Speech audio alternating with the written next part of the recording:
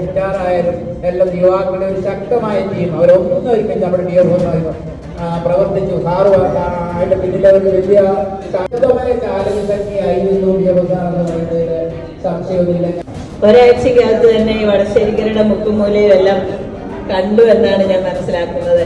കാരണം ഒരാഴ്ച കഴിഞ്ഞപ്പം ഞാൻ എൻ്റെ വാർഡിലെ മണിയാർ വാർഡിലെ ഒരു ഇഞ്ചപ്പൊഴി എന്ന സ്ഥലം ഞാൻ ഇതുവരെ കണ്ടിട്ടില്ല. പക്ഷെ സാർ വന്ന് പിറ്റേ ആഴ്ചയിൽ അവിടെ എല്ലാം പോയി കണ്ടിട്ട് കുറച്ച് ഫോട്ടോ ഒക്കെ ഇട്ട് തന്നു. അതിൽ ഇന്നോളം ഈ 2 വർഷക്കാലവും വളരെ ഒരു സ്നേഹത്തോടുകൂടി സന്തോഷത്തോടുകൂടി ആത്മാർത്ഥതയോടെ എല്ലാവരോടും ഇടപെടുന്നതായിട്ടാണ് ഞാൻ കണ്ടിട്ടുള്ളത്. കാരണം യൂണിഫോം ഒക്കെ ഇട്ട് കഴിഞ്ഞാൽ എല്ലാവരും ഒരു ചെറിയ അകലം പാലിച്ചാണ് എല്ലാവരും നിൽക്കുന്നത് എന്നുള്ളത്.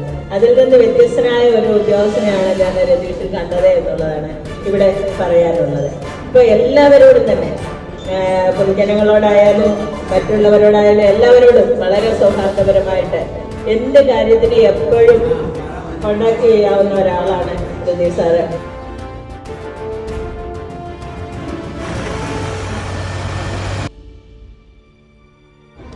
ഞാൻ കൊടുമുടി സമിതിയുടെ പ്രസിഡന്റാണ്.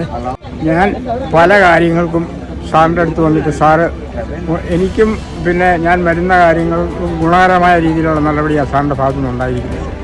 അതുപോലെ നല്ല രീതിയിൽ ജനങ്ങളോട് നല്ല രീതിയിൽ ആത്മാർത്ഥമായിട്ടും ഔദ്യോഗികമായിട്ടും നല്ല രീതിയിൽ പ്രവർത്തിക്കുന്ന ഒരു ഉദ്യോഗസ്ഥനായിരുന്നു രതീഷ് സാർ വടശ്ശേരിക്കര പഞ്ചായത്ത് സെക്രട്ടറി.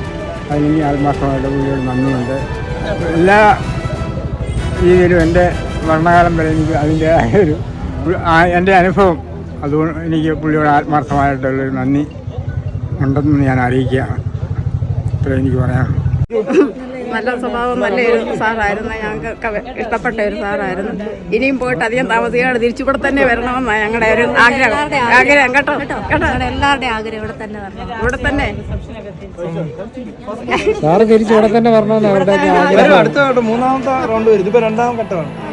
1 വെച്ചാൽ 3 എന്നാണ്.